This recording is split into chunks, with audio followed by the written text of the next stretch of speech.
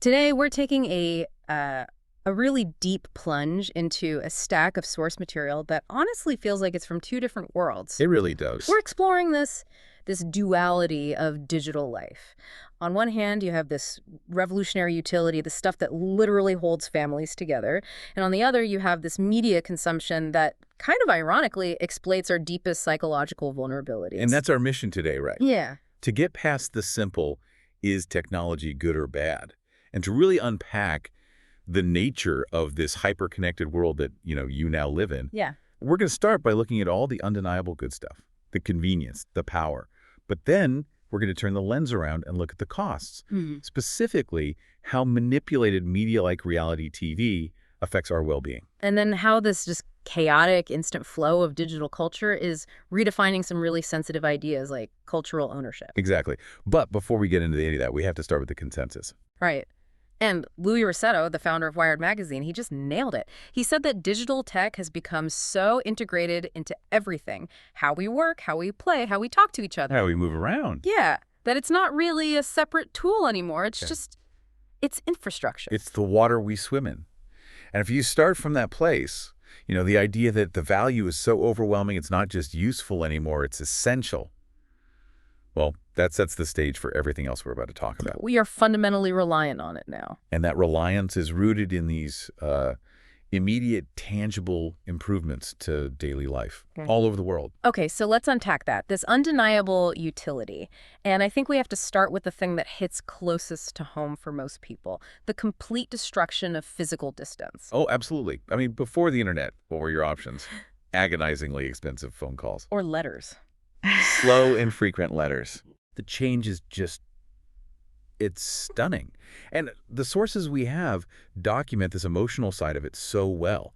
Richard Sambrook, he's a journalism professor. He talks about the simple miracle of zero-cost video calls. Right. He can just talk to and see his daughter, who lives on the other side of the planet, instantly. A decade ago, that was basically impossible for a daily check-in. Now, we just expect it. And that expectation is actively what's holding families together, these multi-generational global families. It is. And we see it in these really human-specific stories. Like Nathaniel Borenstein, he was one of the early guys pushing to advance email capabilities way back in the 80s. And he had a very specific reason for it, didn't he? He did. He dreamed of the day he could get pictures of his future grandchildren sent to him instantly through email. That was his motivation. Wow. And of course, that dream came true. And then some. He ended up receiving a sonogram image of his twin granddaughters. He joked that the first pictures weren't exactly cute yet, but the point is it happened. The point is it happened. This long-held vision, this instantaneous transmission of something so personal, so life-altering across continents, it just became a cheap, mundane, everyday reality. It shows the whole revolution succeeded because it tapped into these really fundamental human needs. And it goes beyond just your immediate family, too. Maintaining friendships with people who live far away, that used to just be a slow process of losing touch. Unless you were really, really dedicated. Right. But Kyle Rose, an architect at Akamai, he noted that social media completely changed that whole dynamic. It lets you keep that baseline of contact. You see what's going on in their lives through your feed, keep the relationship warm. So when you finally do meet up in person after 5 years... You don't have to do the whole, so what have you been up to for the last 5 years? Spiel. Exactly. You just pick right up where you left off. And it makes those rare face-to-face meetings so much richer. The digital part actually enhances the physical reunion. That's a great way to put it. And it's so practical. Ilko Herder, an assistant professor, he mentioned that he and his husband live far from their families. So Facebook keeps them in the loop on big events, and WhatsApp is for that almost daily contact. Real pictures, quick messages. Yeah. And he made a crucial point. These tools complement the phone calls and the visits. They don't replace the deep stuff. They just fill in all the empty space in between. And this connectivity is also reshaping entire professional communities. I was struck by the story from a postdoctoral fellow at Stanford. Oh, yeah. She talked about how crucial these frequent video calls and shared documents are. She's working with colleagues scattered all over the world. And it's expanded her intellectual world way beyond what her local university could offer. It gets rid of that isolation that you can get in really specialized academic fields. It does. I mean, losing a collaborator because they took a job in another country, that's not a professional tragedy anymore. It's just a logistics problem you solve with a Google Doc and a Zoom call. It's hard to even imagine running a global research team without it today. ###B. Yeah. Access to knowledge, convenience, and empowerment. Okay, so then there's the other part of this overwhelming value, the removal of all that little friction in daily life and, the empowerment that comes from knowledge. Right. I mean, just think for a second about how inefficient pre-internet life was when you just needed to know a fact.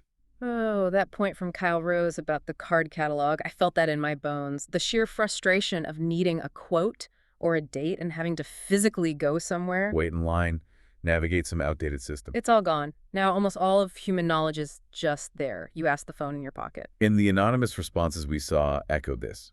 People saying they can get an answer to pretty much anything from, complex physics down to simple logistics just by talking to their phone. And that convenience has just seeped into every annoying part of modern life. Like Joe Raimondo's point about street-level navigation. No more pulling over to unfold a giant map in the pouring rain. Trying to read street signs, yeah. And all those little anecdotes of efficiency, they really add up. A futurist pointed out how easy it is to check a flight's real-time status. So you know exactly when to leave for the airport to pick someone up. You're not just guessing and waiting at the curb for 45 minutes. Or how real-time traffic info has totally revolutionized getting around in a car. It's this massive, invisible driver of efficiency that we completely take for granted now. We do. But I think the most profound impact is in health and wellness. This is where digital tech provides empowerment that can be genuinely life-changing. We have some really powerful examples of this. Let's start with Avery Holton. He's a communications professor and a 2-time cancer survivor. Right. And when he first battled the disease years ago, he felt totally cut off, isolated. But in 2016, during his second fight with it, he used social media, digital platforms, to share his experience openly. And he said he felt so much more empowered, more accepted, not stigmatized and alone. He actually believes that being vulnerable in public like that led to a faster, more lasting recovery, mentally, emotionally, and physically, because he felt seen and supported.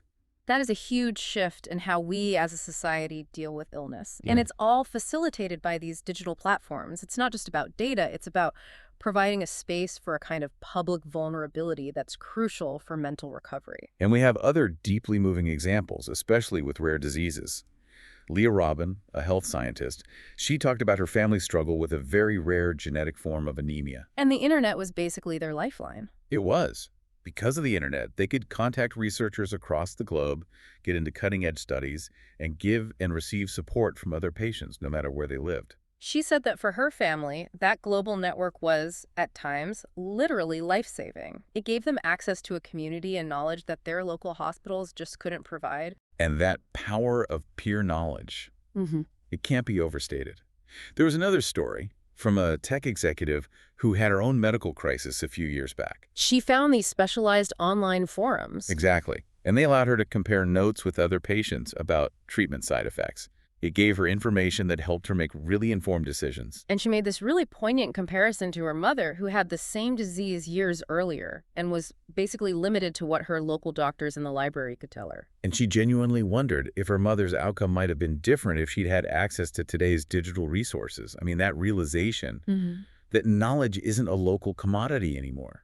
That's a profound change. And this support extends to the most vulnerable, like our aging population. Perry Hewitt pointed out how much technology improves elder care. Especially with families so spread out these days, we're talking about really essential tools.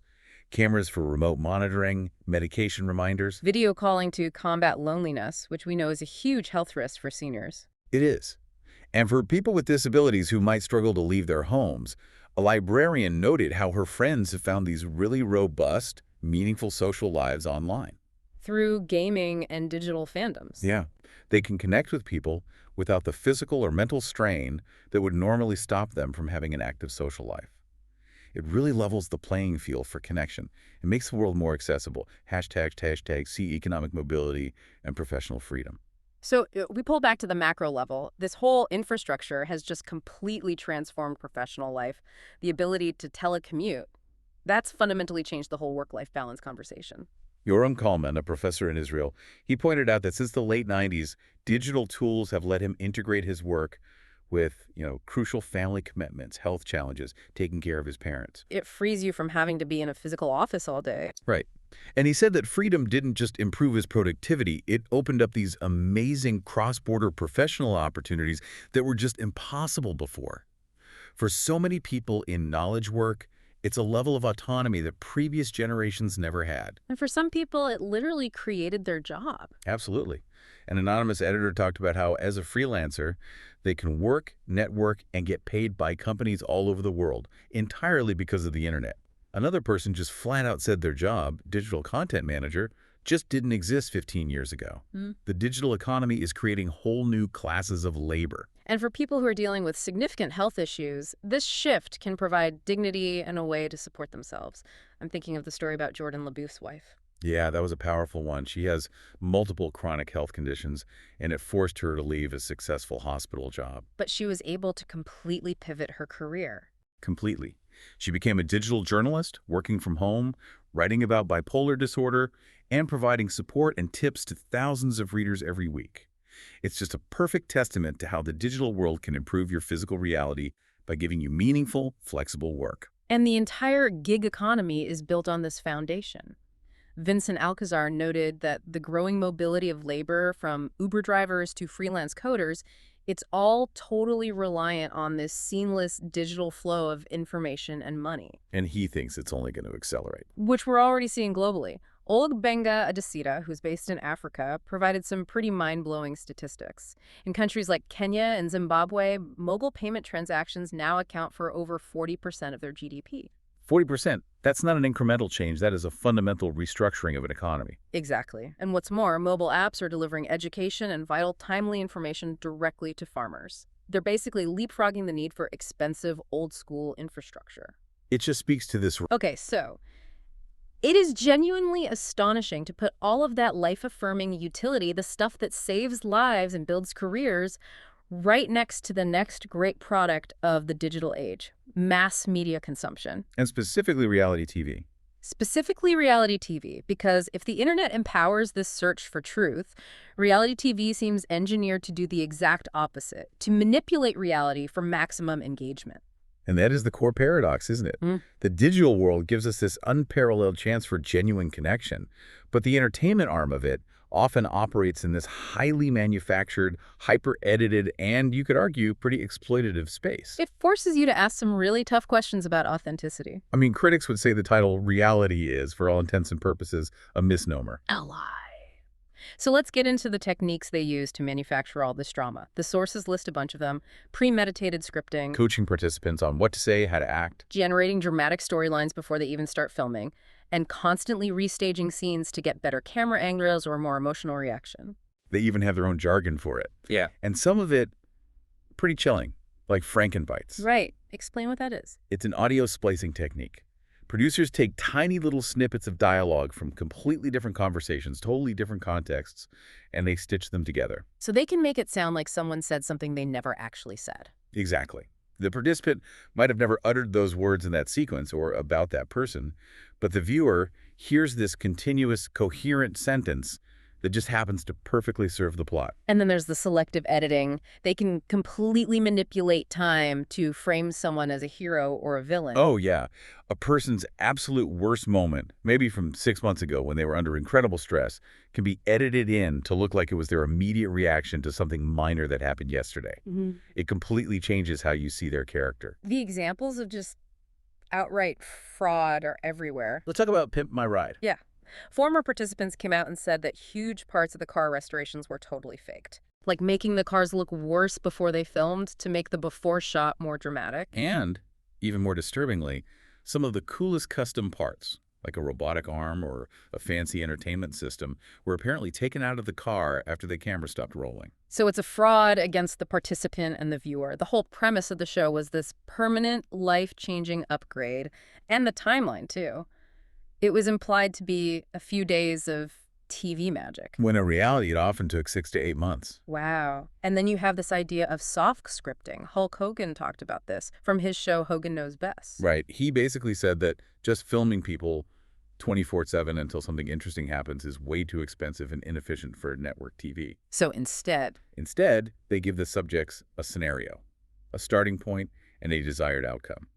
And they're just told to improvise the middle part. which leads to this weird, unnatural behavior. Totally. He gave the example of his wife putting on a full face of makeup and doing her hair, before the camera crew came in to film shots of her supposedly sleeping. The reality is just an improvised performance to hit a plot point. And this staging extends to the financial stakes, which you could argue is even more deceptive, especially on shows like Shark Tank. But yeah, the numbers here are pretty shocking. Analysis of Shark Tank found that a massive 43% of the deals that you see sealed with a handshake on camera, they never actually happen. They just fall apart later. They fall apart. And another 30% of the deals that do go through happen on completely different, usually way less favorable terms than what the viewers saw. So the drama of the deal is more important than the deal itself. The drama is the commodity, not the business transaction. And it was even worse on the international versions. One season of Australia's Shark Tank, only 4 out of 27 deals shown on TV actually went through. So as a viewer, you're being actively misled. You're consuming this fantasy of entrepreneurial success that isn't real. Exactly. And when the manipulation gets personal, it becomes really exploitative. Yeah. There was this incident on The Bachelor where a producer's private conversation was accidentally overheard. A contestant named Courtney was upset, saying she felt attacked. And the producer's response, it wasn't genuine support. The producer was praising her for her performance. She literally said, "But I didn't play with my hair once. Aren't you proud?" And then coached her to show that raw emotion again for the cameras. Yeah. The contestant's very real emotional distress was just a resource, something to be managed and deployed to make good TV, #B, the psychological toll on participants and viewers. And the psychological cost of all this. It's severe. Critics call it shame TV. And we know reality TV has been heavily criticized for its impact on the mental health of contestants. Tragically, it's been linked to several suicides and suicide attempts. The toll has gotten so bad that it's forced some shows to change. The producers of Love Island, for example, they now have mandatory mental health assessments and offer 8 counseling sessions to contestants after the show. Which is a pretty clear admission that the environment they create is intensely damaging. It's an institutional acknowledgement of the strain. And critics argue that the fundamental appeal for the viewer is often rooted in schadenfreude. The desire to feel better about your own life by watching someone else get publicly humiliated. Right. American magazines have openly said that viewers tune in for those awkward scenes that make us feel a smidge better about our own little unfilmed lives. I think this is the show I Want to Marry Harry. I mean, that's just a masterclass in the psychological manipulation. A profound look at how far producers will go. The winner, Catherine Birch, she later revealed that the contestants were actively gaslighted into believing that this lookalike was the real Prince Harry. How did they even do that? Intense isolation. They were kept in hotel rooms for a week before filming. No contact with the outside world. And if a contestant started to voice doubts about Harry, They send in a therapist. who was really just a crew member, brought in to reinforce the lie, they were socially engineered to accept a false reality. So what is happening in our brains when we watch this stuff? The neuroscience here is fascinating. It is. An fMRI study looked at viewers' brain activity while they were watching content with high vicarious embarrassment, or VE. So feeling embarrassed for someone else. Exactly. And here's the really interesting part. The study found that this high VE content lit up the parts of the brain associated with theory of mind, Which is our ability to put ourselves in someone else's shoes. to infer their mental state. It also activated regions linked to empathy and social identity. So this supports the idea that we're not just passively watching the shame. Our brains are actively simulating the social pain that person is feeling, We're putting ourselves in the shoes of the person being humiliated. which is what generates that powerful, deeply uncomfortable feeling in us. But unfortunately, that active comparison has real-world consequences for the viewer. The Mental Health Foundation noted that research strongly suggests viewers compare themselves negatively to the people on screen. Which can contribute to shame and distress about their own bodies, even when the people on screen are being judged themselves. And there's data to back this up, right? There is. A survey found that almost a quarter, 24% of 18 to 24-year-olds say they worry about their body image specifically because of reality TV. For a group that's already vulnerable to that kind of distress, this constant barrage of manipulated perfection or public failure just makes it worse. #C. Reality TV's political and cultural footprint. And this impact isn't just psychological. It can actually influence large-scale political and social conversations, sometimes to the point where governments step in. Yeah, look at the example of the Chinese singing competition, Supergirl. It was basically their version of Pop Idol. The 2005 finale drew 400 million viewers 400 million. and got 8 million text message votes. The Chinese government banned it twice. And the reasons they gave were pretty telling. They criticized it for its excessive vulgarity, but also for its democratic nature. The sheer scale of it. Millions of citizens mobilizing to vote for their favorite singer. That was seen as a cultural and political force that was just too powerful, too decentralized for the government to tolerate. So they were basically afraid of a singing competition. They were. And on a more commercial level, reality TV is just this massive silent engine for product placement. Oh yeah, it's saturated with it. Data from 2011 show that 9 of the top 10 primetime shows with the most product placement were reality shows. And number 1, by a long shot, was American Idol. How many instances? 577 instances of product placement in just 39 episodes. Its unscripted feel is what makes it so profitable. It allows for this seamless, embedded advertising that a traditional scripted show just can't match. Okay, so this brings us to a really crucial point. If we accept that even a highly controlled commercial thing like reality TV is selling us a manufactured reality, what happens when the entire flow of global culture is sped up by these chaotic, instantaneous platforms like TikTok and Instagram? That chaotic flow is precisely what brings this academic concept of cultural appropriation into such sharp, intense focus. Because the digital world allows an aesthetic or a phrase to spread globally in seconds. Right, and that makes the definition, the power dynamics, all of it, incredibly contentious. #DA, defining cultural appropriation in the modern age. So let's start with the basics. What is the definition? Cultural appropriation is defined as the adoption of an element of a culture or identity. Could be a style, a symbol, a way of speaking by members of another culture in a way that the originating group sees as inappropriate or disrespectful. And the key context here, the thing that decides if it's seen as appreciation or appropriation, is the power dynamic, right? That's the absolute key. Charges of appropriation almost always come up when members of a dominant culture, the historically or economically powerful group, borrow from a minority or subordinated culture. And opponents argue that this is basically a form of cultural colonialism. It is. The argument is that it takes something with deep, often spiritual or historical meaning, and it rips it out of that context. It then either exploits it for money or just reduces it to a superficial trend or a toy. And the person doing the appropriating often has no idea what it really means. They lack the context to respect it properly. Which can cause real emotional harm to the community that it came from, especially if they view that item as something sacred or something that has to be earned. #be real world and digital examples. We see this playing out constantly in fashion and iconography. The classic example is non-Native Americans wearing things like a war bonnet. Something that has to be earned through specific acts of bravery within that community, being worn as a costume to a music festival. Exactly. And we see this pattern repeating over and over today. Gucci got a ton of criticism for putting Sikh turbans on white models. Reducing a deeply significant religious item to just a runway accessory. And Kim Kardashian West had that huge backlash when she tried to name her shapewear brand Kimono. Right. Critics, and even Japanese officials like the mayor of Kyoto, argued that it was disrespectful to a traditional garment with centuries of cultural meaning. And the backlash was so intense, she eventually dropped the name. The music industry is also a constant flashpoint for this. K-pop, in particular, is often identified as a major site of appropriation of African-American culture. In terms of outfits, hairstyles, language, the fundamental music style, it's rapid and it's widespread.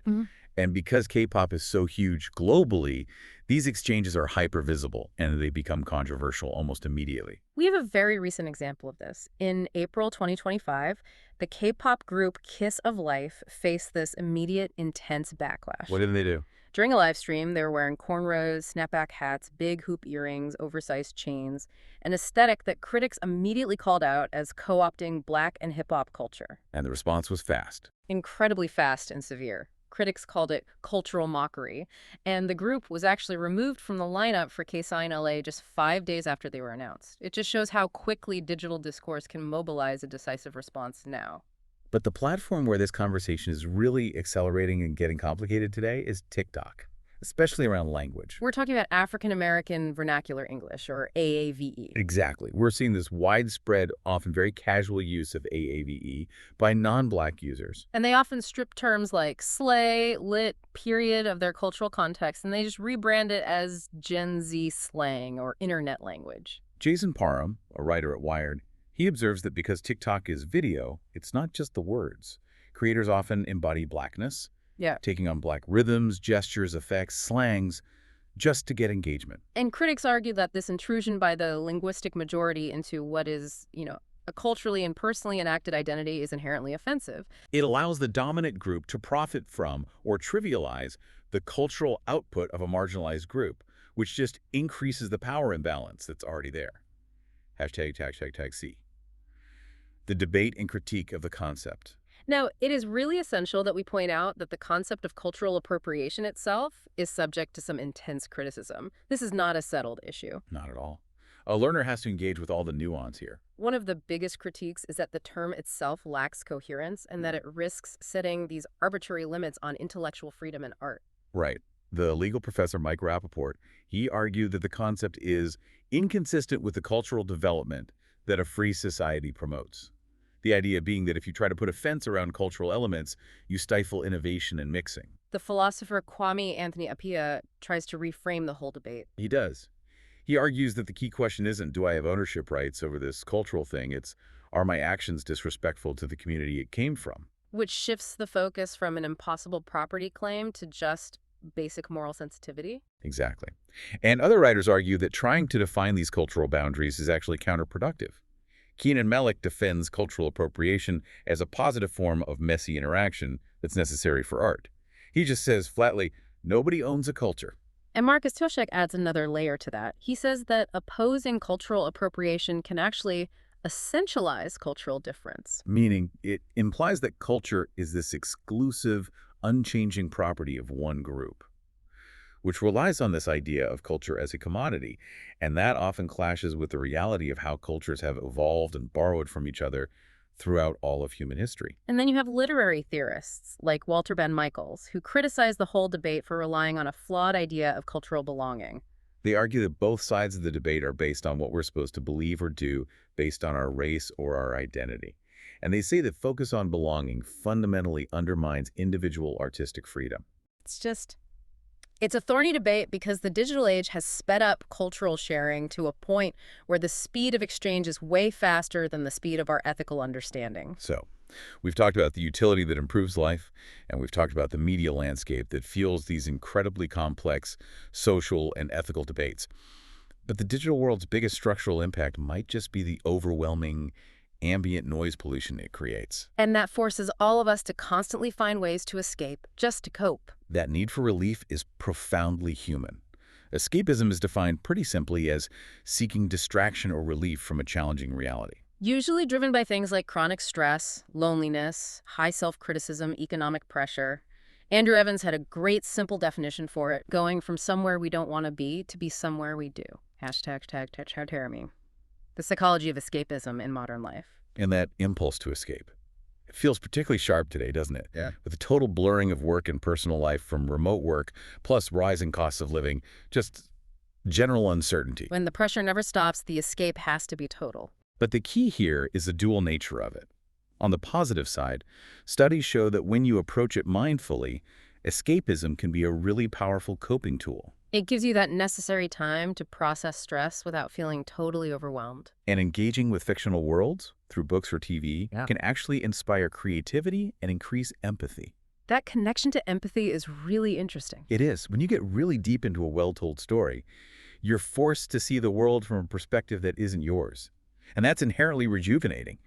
Any activity that leaves you feeling, inspired or grounded is generally seen as a good, restorative thing. But the negative side of escapism is it's much more dangerous, especially when it becomes avoidant. Right. It just prolongs having to deal with your real-life problems. And that leads directly to neglecting your relationships, your responsibilities. And the research is pretty clear. When escapism is used to discourage self-awareness, when you're just consuming content to switch your brain off and avoid thinking, it's a strong predictor of lower life satisfaction. You feel numb for a little while, but you're fundamentally unchanged. You're just as unprepared for tomorrow's problems. Plus, so many of our modern digital escapes are isolating. We're increasingly choosing to just scroll alone instead of spending actual interactive time with people. And that isolation can actually make existing mental health issues worse. It can compound feelings of depression and anxiety instead of helping them. So, if we agree that escape is necessary, the goal is to make it restorative self-care, not destructive avoidance. Now, the sources suggest a two-part approach. It's centered on awareness and structure. First, awareness. You have to build self-reflection.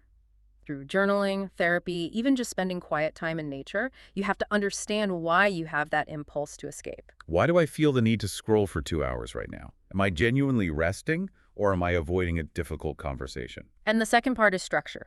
You have to treat your escapist activities like something you schedule, not something you just fall into when you're exhausted. Setting alarms for screen time, having specific viewing times, that helps make sure the digital world is serving you and not the other way around. ###B. The internet culture journalists on the front lines. So if the average person is struggling to manage all this, just imagine being a digital journalist whose entire job is to cover this never-ending flow of information. Ryan Broderick described it as navigating a Russian nesting doll of weird specializations. That's such a great image for it. It's a completely nonlinear space. Broderick explained that what's trending right now might not be a reaction to yesterday's news. It could be a reaction to something from 5 years ago that got stuck in an algorithm and just bubbled back up to the surface, It's this incredibly complex web. often built on bad incentives and these really rapid feedback loops that journalists are just constantly trying to untangle. And Taylor Lorenz, another journalist on this beat, she takes an even broader view. She basically argues that you can't even distinguish internet culture from culture at large anymore. Right. Her whole beat is covering how online influence and power dynamics are radically reshaping everything. Business, politics, how we communicate. It's a hugely demanding job, and Jason Parham approaches it with a really specific and necessary perspective. As a senior writer at Wired and the founder of Spook magazine, he consciously reports from a Black perspective. He prioritizes Black ideas, creativity, brilliance, things he feels are often overlooked in traditional reporting. And he sees himself less as a traditional journalist and more as a documentarian or a historian of this digital moment. And he deliberately tries to push back against the algorithmic bubble. He talks about unfollowing the insular media bubble on platforms like X. And instead, he follows regular users. People who talk about totally different things. It's his way of trying to make sure his reporting isn't just an echo chamber of what other media people are talking about. He's trying to find original stories.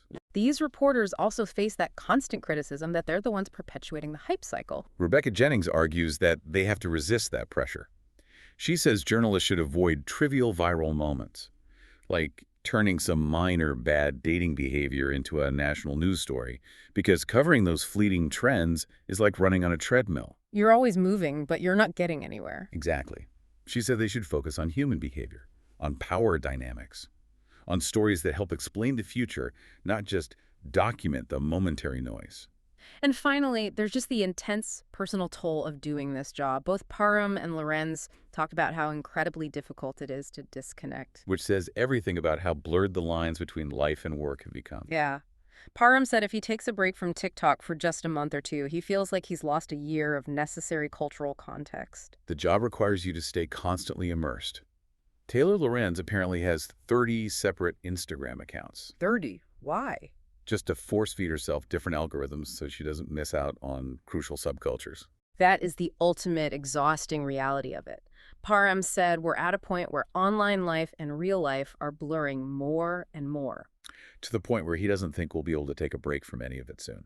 And that just underscores the essential dilemma, doesn't it? The same technology that freed us from the office is now demanding our near-constant exhaustive attention. #tag outro. This has been a fascinating and a really complex journey. We started with the sheer, undeniable miracle of digital life, the zero-cost communication that holds families together across oceans, The ability to free professionals from the office. and the profound empowerment that patients get from global medical knowledge. Louis Rossetto's prediction was absolutely right. This technology delivers overwhelming value, and it's now an integral part of every single dimension of modern life. But that very integration has created this huge, chaotic media environment. We looked at the profound depths of manipulation in reality TV, where techniques like Frankenbites and systemic gaslighting are used to manufacture humiliation for viewers. And we confirmed that our own theory of mind gets engaged, conditioning us to experience social pain even when the situation is totally staged. And that chaos extends to the very core of our cultural identity. We delved into those volatile debates around appropriation in fashion, in music, and language. Especially the widespread context-stripped use of AAVE on platforms like TikTok. Right. And whether you see that exchange as exploitation or just necessary, messy cultural mixing, the speed of digital has fundamentally complicated the question of who owns an idea. So the central tension for you, the learner, is this. The digital world is so powerful and so omnipresent that we have to actively work to manage our engagement with all the noise pollution it creates. We established that escapism can be deeply restorative, but when it's used as a way to avoid self-awareness and responsibility, it degrades our well-being. And that demands constant self-awareness and critical thinking from all of us. So, for the learner absorbing all of this duality, here is a final provocative thought to consider. When we acknowledge the experts' consensus that online life and real life are blurring to the point where digital breaks may soon be functionally impossible, we have to ask, how does one effectively maintain a solid sense of self, an individual purpose, and truly original thought when the boundaries of self-identity and digital consumption are dissolving, and when what we are constantly viewing and engaging with is often engineered specifically and highly effectively for maximal engagement and commercial gain?